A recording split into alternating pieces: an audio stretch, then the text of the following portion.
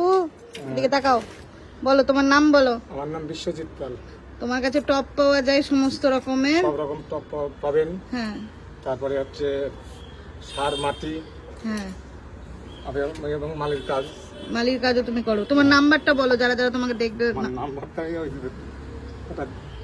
নাম্বারটা আমার মোবাইলে থেকে বের করতে হবে। মুখস্থ করনি? না, মুখস্থ নেই। ঠিক আছে, নাম্বারটা আমি এখানে মেনশন করে দেবো তোমার। আচ্ছা। হ্যাঁ।